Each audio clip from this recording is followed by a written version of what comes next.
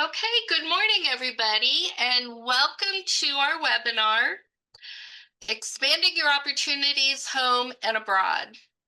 Get started in government contracting and foreign trade.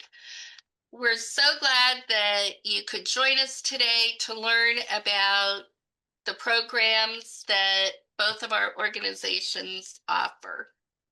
My name is Jane Stewart, and I'm the Associate Director of the Ohio APEX Accelerator. People who've been around a while might remember us as being PTAC, Procurement Technical Assistance Center. Nate, why don't you and Chris introduce yourselves? Sure. Yeah. Thanks for the opportunity here, Jane. Really glad to partner with Ohio Apex. My name is Nate Ward. I'm a director of the Small Business Development Center Export Assistance Network that's based at Cleveland State University. I'm a trade advisor, and I'll explain what that means. I'm joined here by my fellow trade advisor, Chris Lees, who's also based at Cleveland State. Chris, do you want to say a few Uh, things? yeah, like Nate said, I'm also a trade advisor for the state of Ohio, working here at Cleveland State. Today, I will be helping as far as monitoring the chat. So if you have any questions that come up, please put them in the chat. We will have some time for Q&A at the end as well. And yeah, happy to be a part of it and see everyone here. Awesome. Okay, well, with that, I'm going to get started on with my part of today's entertainment. All right, so again, I'm with the Ohio APEX Accelerator. We are a nonprofit, government-funded program to help companies with their government contracting effort.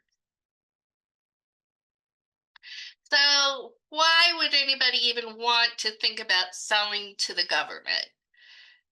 It has to be really hard, right? Well, it is hard, but it is also doable. There are compliance issues. There's, the contracts only go to certain people. Bidding is, or certain companies. Bidding is just too hard. Writing a proposal is too hard. I don't know where to start. I don't even know if the government buys what I have to offer.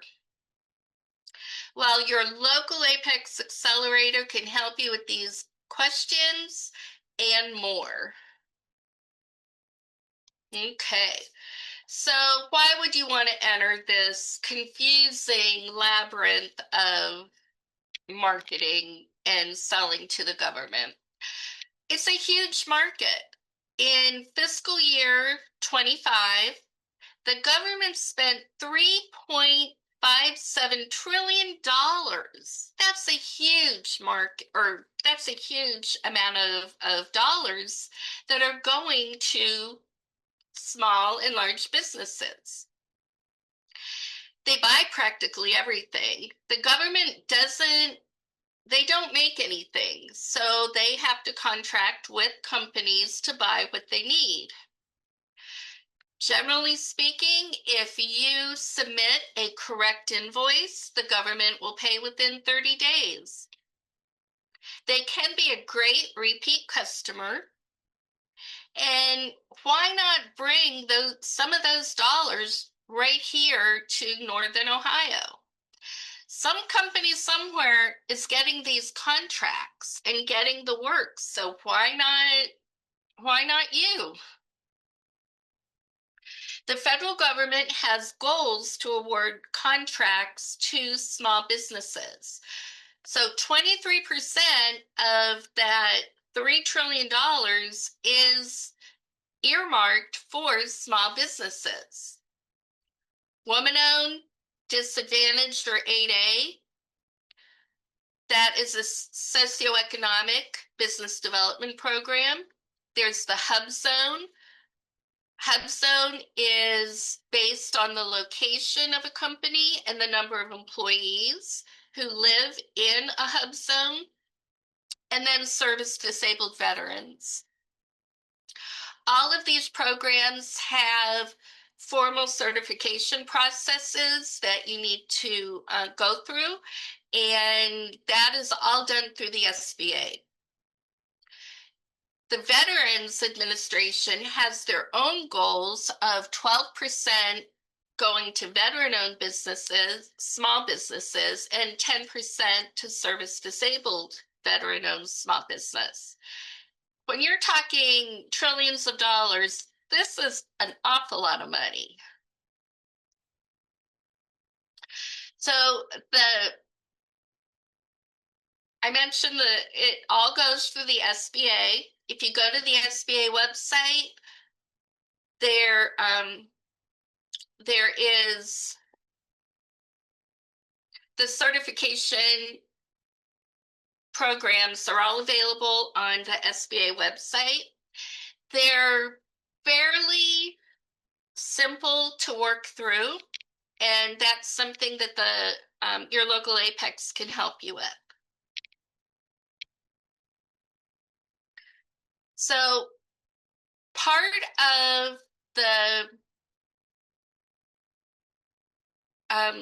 set-aside program, setting aside contracts for the different business designations, the contracting officer has to do market research to ensure there are enough small businesses in that particular category that there is competition. It's the rule of two.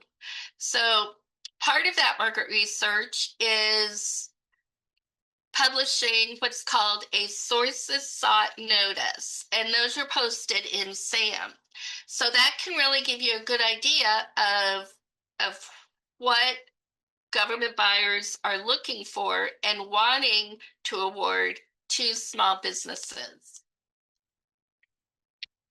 So before you venture into this wonderful world of government contracting, it's very, very important that you research your market. The North American Industrial Classification Codes, or NAICS codes, identify the type of business a company is. So if you're a machine shop or an IT company or whatever you provide, there are NAICS codes that identify that particular business. And every solicitation and that the government will put out will have the NAICS code identified that is associated with that. So you can go to the census.gov website and locate all of the codes that fit your company.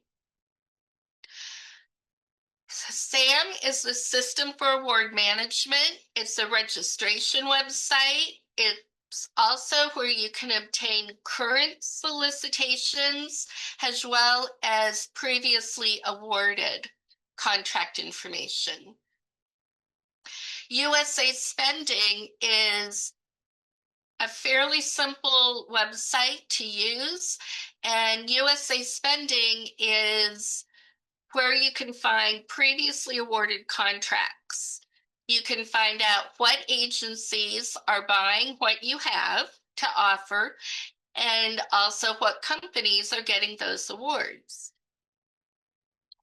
There is the schedule sales query, and that's if you're interested in a GSA multiple award schedule and what the sales volume is for sales on off of the GSA schedules.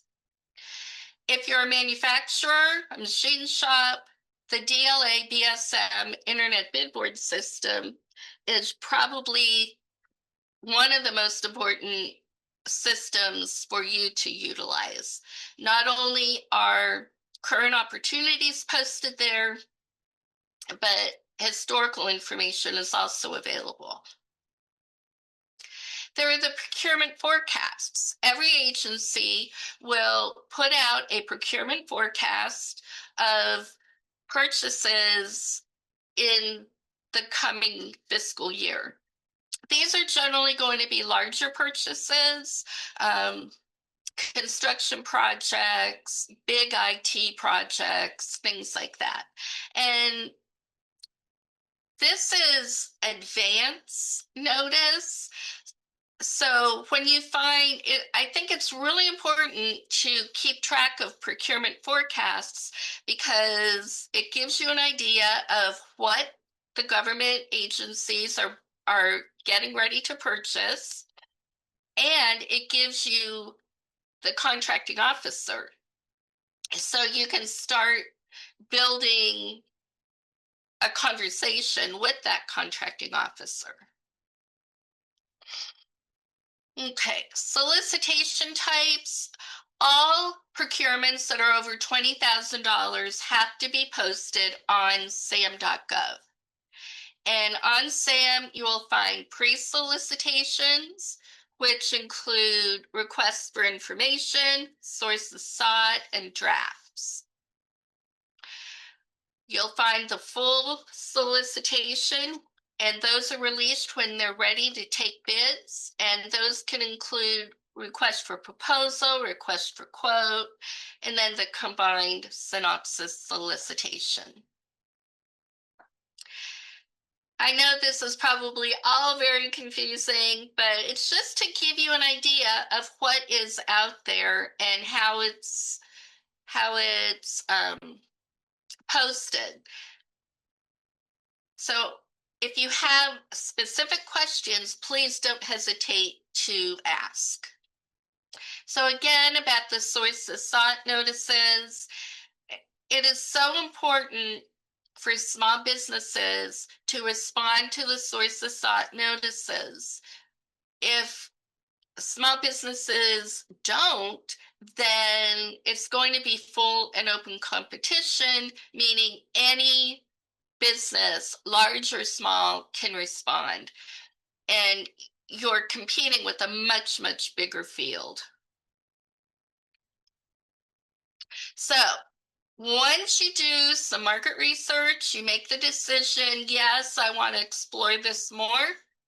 One of the very first things you need to do is get registered in SAM, the System for Award Management. Once you get registered in SAM, you'll be assigned a cage code, which is a 5-digit commercial and government entity code. And then, well, actually, it's reversed. You get the UEI first, the unique entity identifier. Then you get the cage code. SAM, getting registered in SAM is absolutely free. There are no fees, there are no charges. If the website that you go to does not look like this, you're at the wrong website and you need to back out. Always, always, always make sure that you are at a .gov website. And remember, no charges, no fees. Once you have your SAM registration completed and you've completed your market research and you know that the government is a good fit for your business, we always encourage our clients to create a capability statement. A capability statement is a one-page document, who you are, what you do, how you do it, and why you're awesome and I should do business with you. This can be one of the most important tools in your marketing toolbox.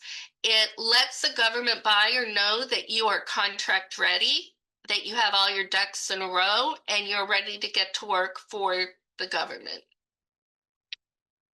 We have templates and other information that we can share with our clients to help them with the capability statement. Marketing. Okay, well, how are you going to use that capability statement in your marketing efforts? One way is take it to networking events. Government buyers don't want big catalogs, flashy presentations. I've been to so many events, and at the end of the event, I see all of those things go right into the trash. A capability statement and your business card, that's what you want to leave to your with the people that you can meet. In April is the Dayton Business to Business Matchmaker. That's an opportunity to network with the participating government organization and prime contractors.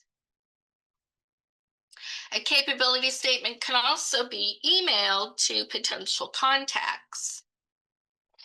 Whether it is a prime contractor, an agency contact, anybody and everybody that you come in contact with, share your capability statement. You have to get the word out. So compliance. Compliance is probably one of the scarier parts of government contracting. And the SAM registration, it covers all of these and more points of doing business with the government, with the federal government. Cybersecurity is a very important issue. Department of Defense contracts are now requiring a certain level, depending on what the contract is for, but they're requiring a certain level of cybersecurity certification. The Ohio APEX, we have a cyber secure program where we can offer free assistance with this process. FOCI, foreign ownership, control, and influence. Foreign ownership is a big concern in the federal market. It's just best if you don't have any foreign ownership or control of your business. Accounting standards. You need to have a good accounting system that can be audited should the need arise. And then there are other compliance and standard issues that you'll come across depending on the type of business you are. So the rules of federal contracting, excuse me, there are no surprises. Everything is in the Code of Federal Regulations. You can read through all of the FAR clauses. Knock yourselves out. Here's the website.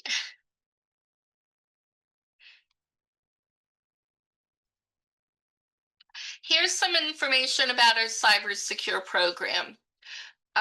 It's absolutely free to our businesses, and you do need to be a client of the APEX Accelerator.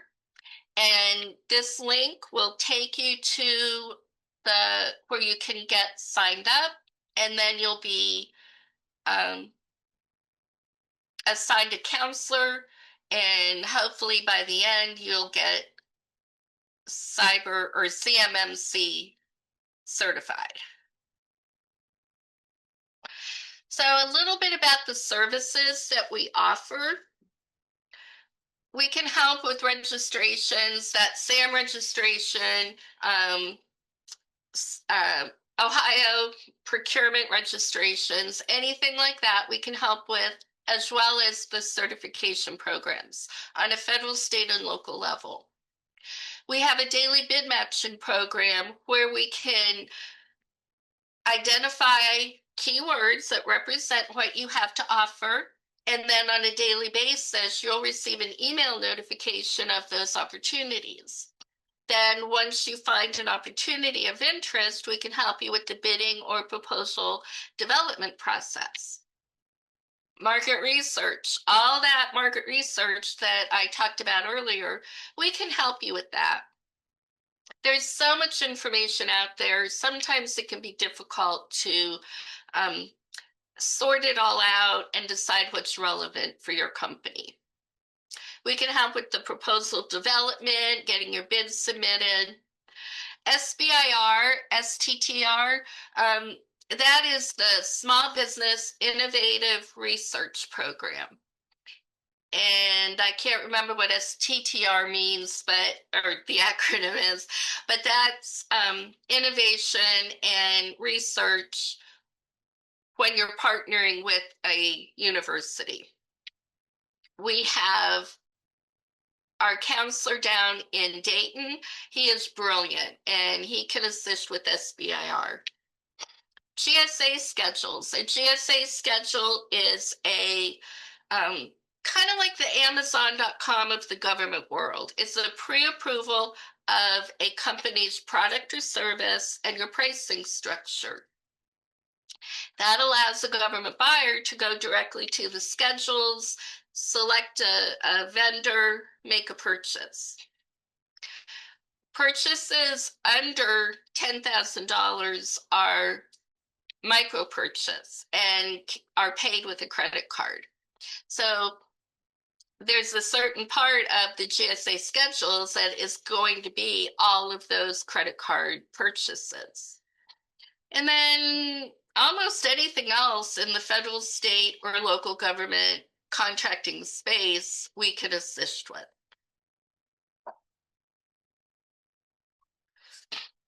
So in conclusion, government procurement is tough. There's no getting around that. There is a lot of competition out there. There is a lot of opportunity out there. So I have been working with the program for over 25 years, and I have had some clients do extremely well, being awarded millions of dollars of government contracts. And then I have clients that really never get off the ground. It takes a lot of work. You can't just sit back and say, I'm a small woman-owned business, you have to give me a contract. It doesn't work that way. You have to be ready, willing, and able to do the work, get your ducks in a row, and contact your local APEX. We're here. We're ready to help. And we're not the only organization can help. There's Nate and Chris. There's the SBA, the SBDC, all kinds of other acronyms. There's free assistance. Utilize what is available to your business. So that's what I have.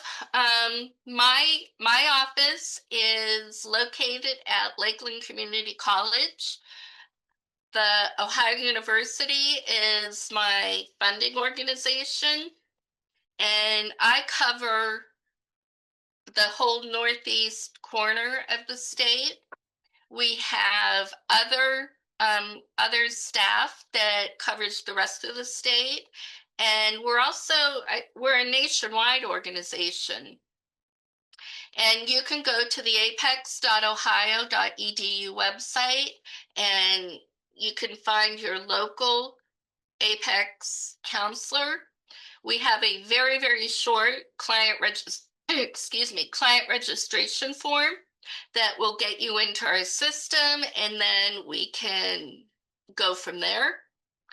And if you have any questions, comments, or concerns, please don't hesitate to contact me. I'm here to help, and I want to get more companies involved in government contracting to improve Ohio and our economy. I think that, to underscore kind of what the commonality here is, that I don't know that anyone is going to necessarily come away from this webinar here in 30 minutes and all of a sudden become an expert and doing government contracting or in global trade. But, our organizations, while different, are funded through we have some of the same interest, is that we are publicly funded resources to help Ohio's businesses grow through either government contracting or through finding foreign buyers. And we encourage everyone here to take advantage of us, to have one-on-one conversations or enroll in some of these things to get you started, or to help kind of move you to the next stage in wherever you're trying to go. Okay, maybe with that, this is a good segue. People did ask in the chat, just to reiterate, we are planning on sharing this with everyone after the fact. So we're going to work diligently to get the video sent out to everyone who's registered for this. Okay. All right, we good? Everyone see my screen? Yep. All right. Good to go. Terrific. All right, so let's pivot now to talk about exporters. So, the fundamental thing here is we're looking to grow everyone's sales, growing their base. But we understand that in the world of international trade, if your company has had anything to do with global trade in the last year, odds are, we've heard about it. It's been a tumultuous year in a lot of ways. So let's talk a little bit about what that looks like. Overall, exporting means a great deal. Some people, if they're new to the world of international trade, might be led to assume that it's just the large companies that do international trade, and certainly, the Lubrasols, the Sherwin-Williams, the Parkers, they definitely do a lot of, volume-wise, but numerically, the bulk of the companies that do international trade are still the small to mid-sized companies, which is the primary audience that we're here to serve. And it means a great deal to our state. And as such, there are numerous resources out there to help companies start this journey, perpetuate this journey, things like that. So I'm going to go through for those who aren't aware of what the resources are, because I think it's a little bit, it's easier for us to kind of tackle it from this is how you can get started, this is what you can do, rather than going through like, this is how you'd sell to Thailand, this is how you'd sell to Indonesia, this is how you'd sell to Australia. That would just take us way too long. So let me just tackle this from a high level standpoint, and then I'll finish this up by talking about a couple of sample scenarios of companies that we've worked with to give you an idea of what is a typical journey, I guess, for companies that we've assisted in doing international trade. But these are small and mid-sized companies that are here based throughout Ohio. This is our map. It doesn't exactly mirror the map for Ohio Apex. As you can see here, we're based in Cleveland State, but we cover a large swath of Ohio, I'd say from northeast to northwest. So depending on where you're joining us from on this call, if you're in one of these counties, I think we've got like 30 counties, we're happy to assist you. Otherwise, if you're somewhere else in the state, we've listed here the contact details for some of our colleagues who service different areas of the state. But we all have a no wrong door approach, that if someone were to approach us from Southeast Ohio or wherever, we'd certainly be willing to talk with them and assist them any way we can. But we also want to be sure that you're connected to the office that's closest to you. Okay, and what we do provide here, so myself and joined by Chris, we are trade counselors. And essentially what that means that we're a cost-free consulting resource for companies. We regularly talk with them about anything from export readiness, meaning, should they be thinking about international trade? Are they just kicking it around? Maybe they've received a couple of inquiries from a buyer who could be in Toronto, but they could also be in Tanzania. Just having the initial conversation to begin preparing the stages for them to handle those inquiries, to sell into another place. And increasingly in the last year, although we have export in our name, we do talk with companies about import concerns, import opportunities. And so over the last year, we've poured more resources than we've ever had into helping companies understand importing challenges and opportunities. So the market research piece, we are fortunate enough to have at already a number of databases that we have access to, the paid for databases on things like market intelligence, what's happening in India right now, what are consumers looking at. But we also have access to databases on things like tariffs and harmonized tariff codes, and I'll talk a little bit more about that later, because that's been a hot topic, as a lot of people can imagine. Country research, I'll talk more about that. Compliance, there are some laws that we want to make sure that companies understand, both U.S. laws and foreign laws. The documentation, logistics pieces, those are just part of the cost of doing business. I guess not so different from what happens in Apex, but more often than not, they're related to what are the demands of markets in other countries. And then there are trade missions. We play a role in helping companies go to other countries. And then we have a number of education programs that we also run or sponsor. And it happens in a number of different legs. This is a little bit to look at, but there are several resources. And the common thing is that we as trade advisors play a role in all of these things. And our mission is to develop relationships with the people and the companies in our areas that are interested in or have a curiosity about international trade. And we can help them kind of navigate which of these services is right for you. But there are services for in-market support, for getting internship help. In some cases, there's some grants and then going on trade missions. I'll talk about each of these in turn, but that's kind of the high level overview. So I'll start with our International Market Support Program. This is a service that's funded through the state of Ohio, through the Ohio Department of Development. And essentially, what we have is our state pays to have contractors work with Ohio companies across the world. We've got coverage in over 100 markets.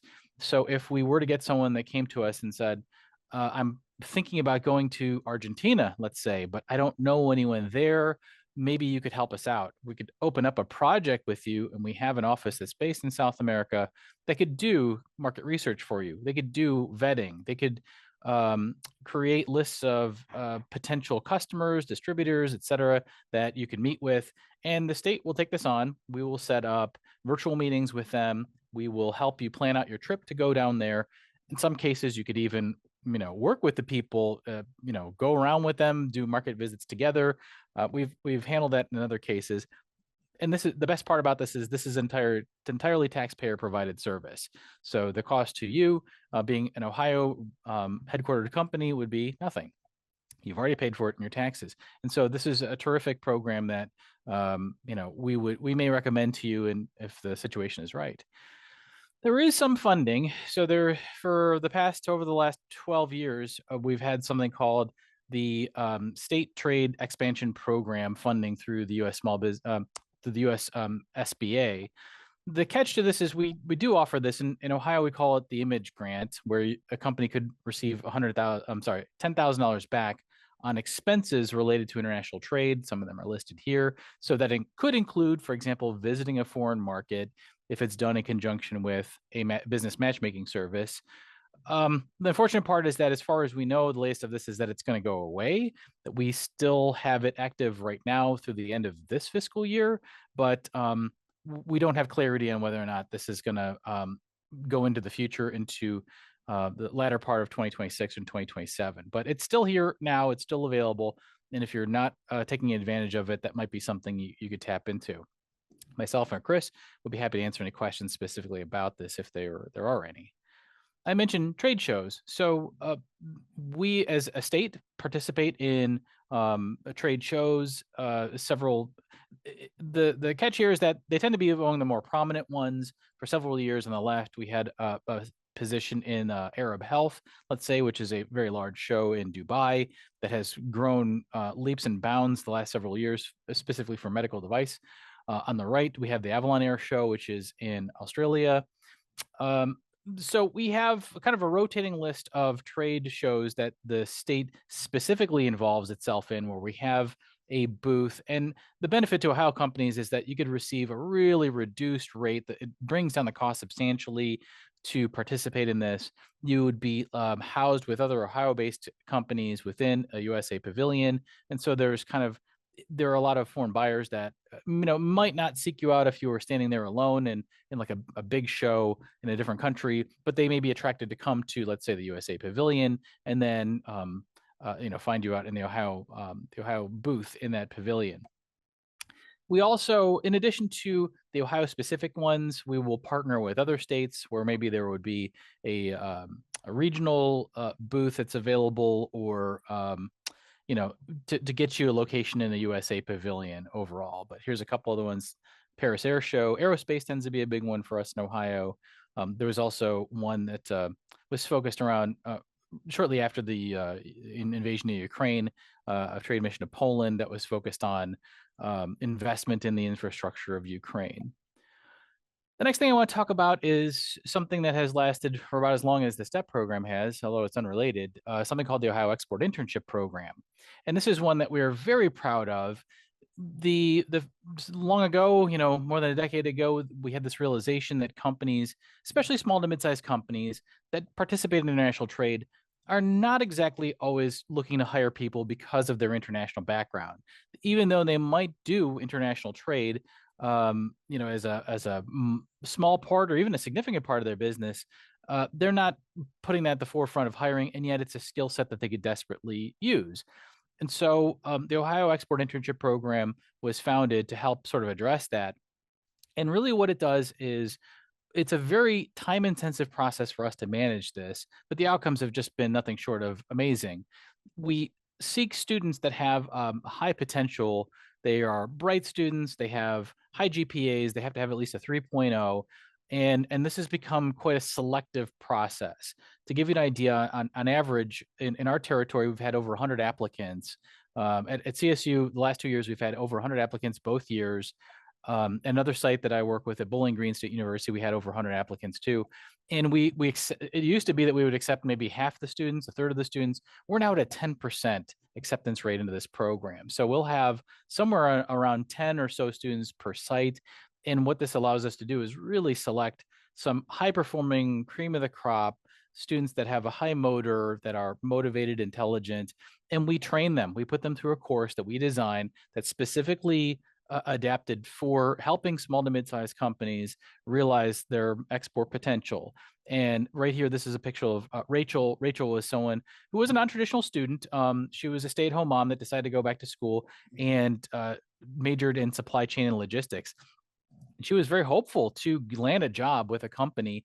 And so we placed her with a company in Independence, Ohio, that was looking for someone to fill a supply chain role in their company. And they courted her from day one. It was just an internship, but she ended up staying on there. They hired her on, which is not unusual in our program by any stretch. And she stayed there for 2 years before she got a better job somewhere else. But, it's all about creating jobs, fulfilling needs for companies. And the nice part about this is that the state provides a grant to the small and mid-sized companies to reimburse them half the cost of the wage that we ask. We ask companies to pay them $19 an hour, and the state would offer to pay half of that wage. So they're full-time summer interns. We mentor them. It is a matchmaking program, so this is something where we get to know the students intimately. We get to know the companies very well to understand what their needs are. These interns are cross-functional. They are willing to kind of jump in and do really anything that the companies ask them to do. We just ask that at least half of their work has got to be somewhat related to international trade in some focus. But these students very often have gone on to stay with their companies and to do a lot of the work that maybe the companies themselves don't understand how to do many times, or don't have the time or energy to take on, especially if it's a tedious, documentation type of thing. It's definitely filled the need, and the program has been very successful. So I said that I was going to tell you about some of the examples of the kind of companies we work with. And why do I say manufacturers? And, the full disclosure, most of the companies we work with are manufacturers. If you're on this call and you're not a manufacturer, that's fine. We'll work with anyone. There are import-export companies. We've had legal service provider, security protection companies, cleaning service companies. So it doesn't matter. As long as there is a legitimate interest or an opportunity for international trade, let's talk. But manufacturers are the predominant ones. And, if you think about it, it kind of makes sense. They're working with physical things. They've got a widget. They sell fans or tires or something like that. And it tends to be a little bit more intensive from a variety of perspectives, because the biggest thing is that selling and shipping international is way different in the US. There are some markets that are more similar. There's some that are less, but if nothing else, for the currency exchange, I mean, you could go on and on. The laws, the way you're able to market, and it's just different. And even how a company would need to. Oftentimes, we recommend companies think about selling to different markets in a way that's different than how they sell to the U.S. for very practical reasons. It's just you're probably not going to have the same ability to service a customer that's 5-6 time zones away and is paying in a different currency, and maybe their predominant language isn't yours, and all kinds of reasons. The logistics help. People have questions on, how do I get my goods from here to there? Or I've noticed that the cost to ship something has gone up, and how can I make this manageable? So they'll come to us asking for help. tariff issues. This used to be something we only focused on foreign markets for the tariff part of it, but as many of us know, that's come to our shores, and really just helping companies get a handle on the expectation of how could my tariff change if I changed X, Y, and Z about it, or if I'm going to ship to this country or from this country, how would that change the impact on my landed cost, or how much will it cost for me to get goods from there to there? Clearing customs, just what's involved, what are the paperwork, what are the steps, who do I need to contact in order to make this manageable? That's something that they ask us about. Certifications, registrations, laws, and patents. I mean, this whole bucket is just it's different. These could be different depending on what your industry is, what country we're talking about. In some cases, it's very meaningful. Other cases, the bar is very low. But it's better to come to us, and we could help you kind of navigate that. International is risky. It can be expensive, but it can be rewarding. There's plenty of companies that we worked with that have built a foundation. They've diversified their revenue streams by being able to tap into other markets. They have regular, if they have distribution, let's say, it's regular revenue that's coming into them from other markets. And they don't usually have to be the ones that are putting the time and energy into doing the intensive marketing like you would in the US. Like that's the ideal situation, is that you've set up a partner in a different market that's handling the marketing, the distribution, and all you need to do is send them your goods and your product, whatever it is, on a regular basis. It doesn't happen overnight, not automatically, but when it's in place, then that's just the return on investment over time is just it's incredible. And best of all, it doesn't interfere with, cannibalize your home market. You're reaching into another market that doesn't depend on or affect your home market, and that's really what the goal is.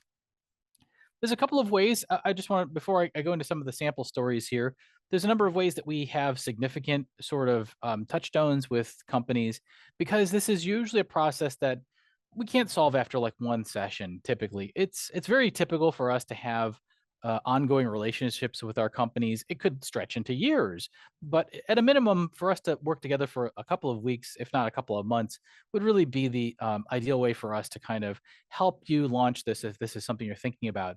The two major ways that we do that is through accelerator programs. So at CSU, for the last 20 years, we've run something called Global Target. I just put a picture here in some of the companies that graduated from our last session. And this is one where we pour all of our resources, energy.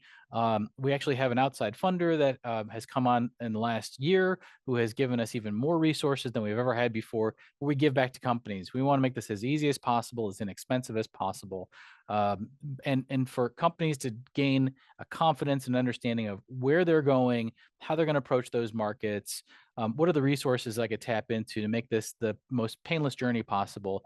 And the best part is that we hook them up with mentors who can share their expertise. These are volunteers that come from the community that we've developed those relationships over many years, and it's just been such a potent concoction, I guess, of assistance that is really a model across the U.S. If I'm being honest. And it's one that we're very proud of. So we are talking with companies now about being part of Global Target.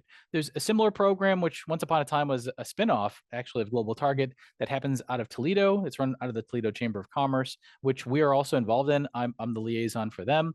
And this is a program that is very similar. It's aimed at companies in the Northwest Ohio, but it's very similar to Global Target in the Northeast. Both of these programs are open to companies anywhere across Ohio, and we've even had a couple of companies not in Ohio take part in a few of these. Just to point out, really just a plug here for some upcoming events, not related to the Export Accelerator, but this was actually part of a two-parter that we're doing with Jane and the Ohio APEX Accelerator. So today is kind of part one, sort of the intro, but we're going to do another one in the middle of February on the 12th, also at 9:30, where we're going to cover in more deeper detail ITAR and EAR, which I know this is the main question that when companies are working with Jane that she'll ask us to kind of cover. So these are, how do you navigate U.S. law when it comes to the international trade and arms regulation, which may apply to companies that are selling internationally. But I'll be honest, most of the companies that Jane sends us to, these are companies that are in the defense industry where they're expected to know this even if they don't export. And so we're going to cover some of the basics of what export control is. And then Jane and her colleagues at Apex are going to go into more detail about the cybersecurity program, which is a free resource that, we'll put a plug, that was originally piloted by CSU during the pandemic, but it's grown into, I think, a really beneficial thing that companies should use to protect themselves, and why not take advantage of this free resource? I just got an email earlier today that somebody was tapped into. I sit on a board, and they were posing as the president of our board, and even mentioning by name our treasurer, and emailing other people on our board pretending to be him, and saying that like they need to collect information to affect transactions over Zelle or Venmo or something like that. And so I was stunned by the detail that this internet scammer was going after to try to trick people on our board. Yeah, it was a next level of phishing. But anyway, I know that many of you on this call are have dealt with this, but if you're not aware of the cybersecure program, I encourage you to join us on February 12th, where you learn a little bit more of how you can take part in the cybersecure program at no charge to kind of lock down some safety for your company. And that again is a free webinar. At CSU, we're also going to do a workshop on in May. May is International Trade Month, and so we'll be running a day-long program on some of these topics here: customs, import, tariff mitigation, international payment, and so forth. So this is going to be a day-long workshop for companies that really want to like lock down and understand how to do international trade. And there's more information here that you can register with. And then we do a 3-day long boot camp, which is the essentials of international trade, which will happen a little bit earlier in May. We do this in coordination with a professional certification called the Certified Global Business Professional.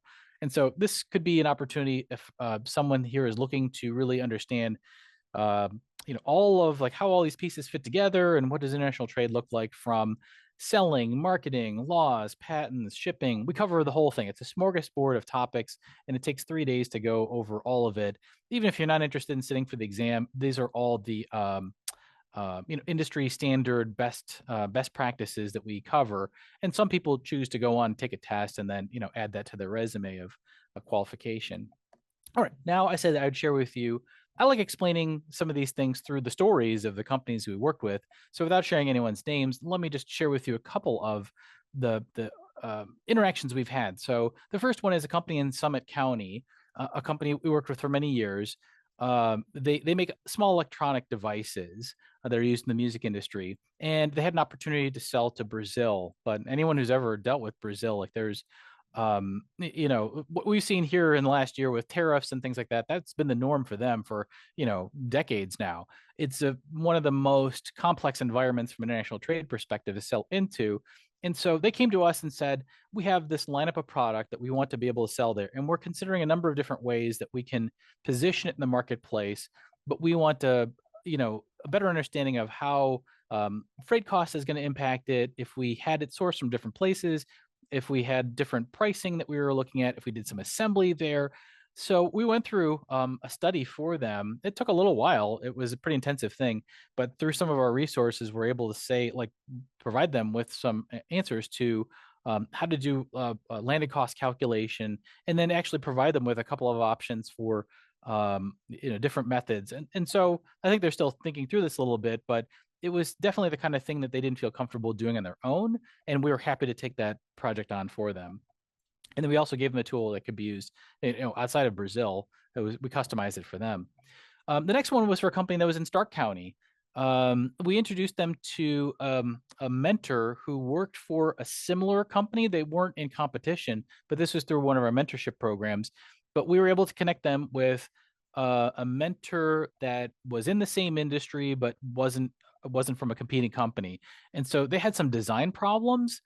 This was specifically to selling to the European Union. And this mentor, who came from a larger company than their own, recommended a design firm that they had contracted with to specifically tailor their products to the European market. And they took the advice, and they ended up contracting with this design firm. And then within the year of them launching this product, it became their fastest growing, best selling line. And it was, again, something that they didn't necessarily know on their own. And it was a big success for all parties involved.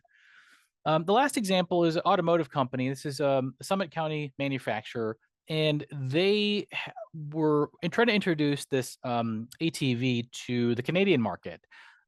But the Canadians have a similar but different take on automotive. And so they just said, we don't, this is so much to read, and we just want someone to read through the text and just explain it to us in layman's terms. What are we supposed to do? And so that was a project that we took on, and that's very typical, that we will offer to do the reading, we'll offer to do kind of the distillation of what does this mean for you, and then furthermore come up with recommendations. And so what it turned out was that after they understood what they had to do, they said, okay, this seems like it's going to be worth our time, but it's going to take a little bit of energy for us to figure this out. We placed them with an intern that assumed that project, and that became her job for the summer. And it was successful for them. It was their first go around in trying to get into a foreign market. They've since gone on not only to sell it to the Canadian market, but they've been able to sell into several other markets here close by very profitably. They kept the intern who still works there today, which I think is a testament both to the quality of the intern that we placed them with, the value that that person had, and just this is a company that knew right away that they were going to have opportunities in multiple markets, but just kind of they couldn't get out of their own way in some respects of how are they going to capitalize on all those things. And so we provided them both with sort of the pathway, the know-how, and a resource to be able to help address a lot of those things. Because unfortunately, you just can't like march into a market and dump your products onto it and expect people will buy it and it's going to work the same as the US. It just very frequently doesn't work that way. Someone's going to raise their hand and say, sorry, like we do things here a little bit differently, and I noticed that you didn't fill out this form, or people will stop you at customs and say, they'll ask you to provide some documents or some permissions. That's very often the case. Okay, hopefully these are a few ways that we've whet your appetite on a little bit of the work that we do here. I see that there are a number of mentions that are in the chat, so I guess that's all I have. I'm going to stop my share here and turn this back over to all of you. So I hope everyone stays warm. I know Thank it's you. difficult these days, but don't hesitate to reach out. All of us are here to help you.